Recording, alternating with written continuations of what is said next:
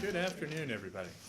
And I guess we'd say we're a little bit disappointed as we don't think that the Commission really took into account all the information provided to it in terms of changes in policy, changes in laws, changes in procedures. I also don't think, I think we would also argue that they didn't really give a fair hearing to what were our detailed arguments about U.S. compliance with the Convention Against Torture. The negotiating team direct negotiating team with Iran.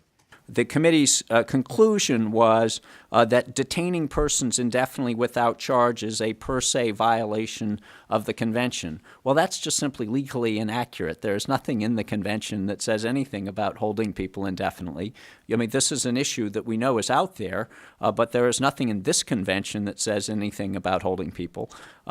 So it's outside of the scope for them to be calling for the closure of Guantanamo.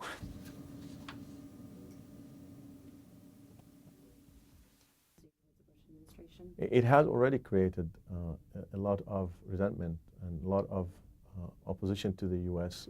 Policies in general. So as a matter of foreign policy, it is an interest of the United States to treat all detainees humanely.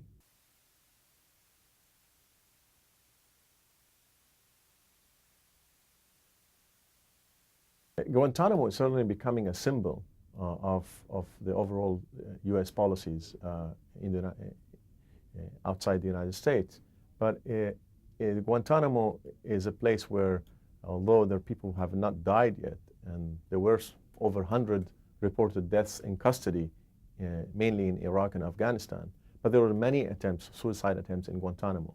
The conditions are not clear to what extent they are really consistent with international human rights standards. So at the end of the day, we have 2 confirmed suicide attempts. These were the 2 from the morning in Camp 1. Again, both of those men are alive and stable in the Naval Hospital here in Guantanamo. 2, I believe the Guard force here, our Guard force, the American Guard force, performed magnificently yesterday, showing remarkable restraint in the face of considerable danger. They were, in fact, heroic.